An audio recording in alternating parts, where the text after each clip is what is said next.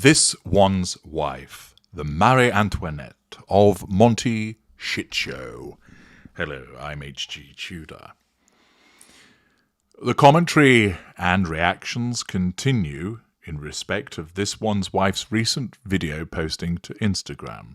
You know the one where she looked up, she was coked off her tits as she engaged with her misfiring narcissism in an attempt to persuade people that she's truly a kind person.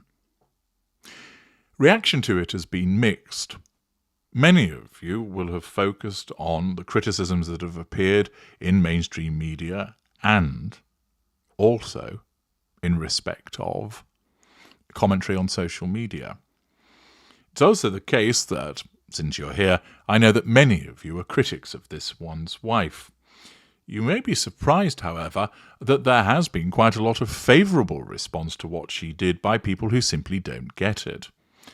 As I explained in a video yesterday, there are a number of publications that were supportive of her, the usual supine ones, but the likes of Tatler and People and Hello all referenced it as a charitable act, failing to recognise what was really occurring. And this also panned out on social media. Whilst I had an idle moment waiting for something to happen yesterday, I had a look around a variety of different sites, and whilst naturally there were people criticising her, there were a sizable number of individuals that were all stating it's a lovely thing to do, leave her alone. How come Kate never gets criticised when she does these things? Why is it that always Meghan is the one that faces this unpleasant behaviour? It was a lovely thing to do for the teenager. I'm sure she was very happy. And it demonstrates that there remains, notwithstanding the substantial body of evidence and criticism of This One's Wife, that there are a lot of people who simply still don't get it. And you might not necessarily be aware of this body of individuals. You know about the deranged antics of the Sugars. They're not a particularly large group. They're more vocal than sizable. But there's also an aspect of Joe Public that looks upon something like this and thinks, well, she's just trying to be nice, isn't she? She's just doing something pleasant for somebody affected by the LA wildfires. Why do you have to pick her apart? Why do you have to shoot her down? Now, the act in itself is an act of kindness, but as you all know, because of my work, the driver behind it is her narcissism, i.e. it's self-serving. She hasn't done it because it's intrinsically kind. She has commandeered an act of kindness to further her aims of control, fuel and character trait acquisition and residual benefits. More specifically, this has been done to make her seem like she's kind and caring, so it controls people that witness it, draws fuel positively by way of their reactions, and enables her to manage her facade that she is this lovely person. You understand it because of my work, but there's plenty of people, and perhaps more than you might have realised, still don't understand. There are others, of course, that will say, well, it might be a kind act, but you don't have to publicise it, which is entirely accurate. But the fact is, there remains plenty of people that are labouring under the misapprehension as to what This One's Wife is, and think that much of the criticism is unmerited. One of those people does not include Jan Moir, who writes for Mail Online, demonstrating further scathing criticism of This One's Wife as follows. No, I don't want to be that person who comments every time the Duchess of Sussex posts on Instagram. Not me, no siree. Well, that remains to be seen, because as I explained yesterday, given the likelihood that This One's Wife is now going to start using social media more than she has done in the past, you can expect that there will be more material generated by her, and the body of critics and commentators will find it very hard to resist keep mentioning it. But Moir continues, yet here I am again, unable to resist the siren call of her irresistible absurdity, drawn to this cyber porthole into This One's Wife's psyche like a ghoul, slowing down to feast on the gory specifics of a motorway pile-up.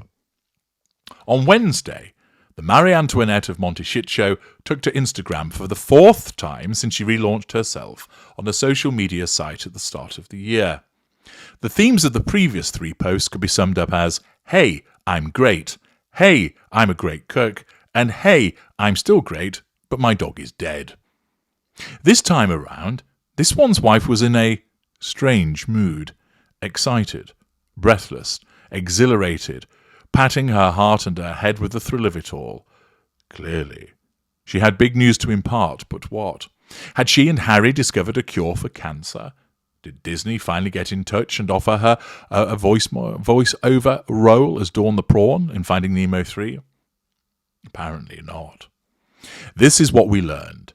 In the aftermath of 38,000 acres of California being burnt to ash, 29 deaths, 10,000 made homeless, countless lives and businesses ruined, this one's wife gave a little girl a free T-shirt. So everything is okay. In a protocol which would be unfamiliar to our dear departed Queen Elizabeth II, the Duchess told her 1.6 million Insta followers of how my husband and I visited Altadena, one of the areas devastated by the wildfires. She met her mother and her daughter. Oh my gosh, how old are you? And learned how the 15-year-old was devastated by the loss of her home and her favourite Billie Eilish T-shirt, which she had bought at a recent concert by the global pop star. It had been incinerated in the fire that engulfed their house. I don't know Billie Eilish, but I'm going to figure out how to get this T-shirt, declared the Duchess as determined as Captain Ahab at the start of his voyage to hunt down Moby Dick, or indeed, just like Dawn, the imaginary prawn searching the sewers for little lost Nemo. This one's wife, can I just say something? It's actually quite easy to find a Billie Eilish T-shirt. You can simply click onto Amazon. Or, here's a crazy idea, visit the singer's official online store. Moir, of course, making the fair and obvious point that if you wanted to help, that's how you could do it. But as you all know, this wasn't about helping. It was about demonstrating that she's a wonderful and kind person. And it was also about flexing her contacts to say, look at me, I know famous people. Instead, this one's wife reached out to all her A-list friends, asking if they could pass on the message to Eilish herself. And of course, it wasn't by virtue of a simple email. It was a voice note. Could you imagine receiving that tortuous vocal fry? You probably would have said, yeah, sure, I'll sort it. Just make her stop. It'd be very entertaining if someone were able to lay their hands on that particular message. You could imagine how many times she mentioned herself. It would be resplendent with the vocal fry and would be overladen with false, earnest compassion. It's signed for her. Huge thank you, Billie Eilish, and to Adam Levine and Bahati. You guys helped get this over the line. This one's wife gushed on Instagram. Get this over the line. It's not exactly the Oslo Accords, is it? But she did so in a way that suggested that they'd all raised $1 billion to combat fire poverty, which is now a Californian thing, although everyone wishes it was not. Moir writes, look, I'm not denying this was a lovely effort from this one's wife, a humane and kindly response to ease the distress of a traumatised teenager. And it's not the only thing she has done behind the scenes in the aftershock of the most devastating series of fires to ever lay waste to her homeland of Southern California. At a time like this, every little drop of comfort helps, and an autograph from a pop heroine, even if it is not personalised, would surely bring cheer to any young victim. The Duchess also expressed her big, blowsy Duchessy thanks to everyone who is showing up for people in big and small ways. Yes, the implicit royal status this one's wife often assumes for herself in her Republican exile can be galling. But at least she is doing something at this moment of crisis, as opposed to doing absolutely nothing, like the majority of her critics. Yet despite these noble intentions, this one's wife, and Harry too, has an unerring ability to snatch defeat from the jaws of victory. Just when you think ever so kindly cake-baking, tiara-snaffling, banana-messaging, big-hearted, dog-loving, dad-hating dame is not so bad after all, she ruins everything by insisting upon public acknowledgement of her every charitable act, no matter how trivial. A lunchbox, a T-shirt, a hoodie. In this one's wife's world of showy philanthropy, no good deed can go unpublished. Every benefaction must be trumpeted from the rooftops, usually by Megs herself, and in this instance, on her Instagram account. In the brand of performative activism favoured by the Sussexes, one can't help but be occasionally nauseated by how their support for a good cause is always sublimated by the panting pursuit of an elevated public image, their own. Pausing there. What this writer and many people fail to understand is the good act doesn't come first with the publication thereafter. It is quite simply, the good act is the route to get to the prime aims, and it's no good if it's not publicised. They are one and the same thing, brought together. They are enmeshed. This one's wife has to tell you about everything that she does, because otherwise it's pointless. If she were to do a good act that wasn't heralded, it doesn't afford her the level of control that she needs, nor the receipt of fuel or the facade management. Therefore, it's pointless. She simply cannot help herself but need to publicise everything that she does, and she doesn't realise how ridiculous it makes her look. Moir continues, all the money and effort the Sussexes spend on advisors and image consultants, and yet they still blunder into one PR-owned goal after another. A daisy chain of disasters with no one to stop them scampering around the post-catastrophe landscape like entitled fools looking for an image boost and a photo op. And I dare say people have tried to counsel them against it, but as we all recognise, this one's wife knows best. From COVID to Uvalde to the Californian wildfires and beyond, some have accused the Sussex of being little more than tragedy tourists, sponging off the tears of others. Perhaps they are damned if they do and damned if they don't, but if the Duchess of Sussex can get so excited about gifting a pile of merch to a single teenager, it makes you wonder what this one's wife and Harry's Archwell Foundation is actually achieving in the philanthropy domain.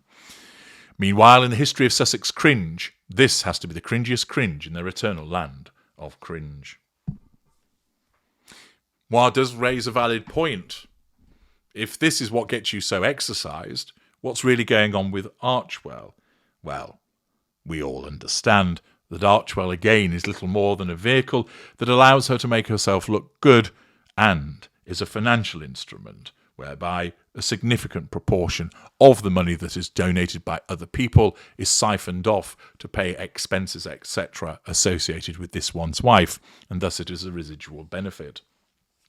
The reason this one's wife got so exercised and excited in relation to this proclamation was, as I explained, a combination of the fact that she had likely been stimulating herself with something, coupled with the fact that her misfiring narcissism in an attempt to be relatable gets it wrong. That she's fizzing with excitement with regard to the potential fuel that she's going to receive by way of people's reactions. And also that her narcissism thinks this is the way that you behave when you're posting a video on Instagram demonstrating that you've done something charitable. It's a combination of the anticipated receipt of fuel, her imitation game misfiring, and the likely ingestion of something else. I'm HG Tudor. Thank you for listening.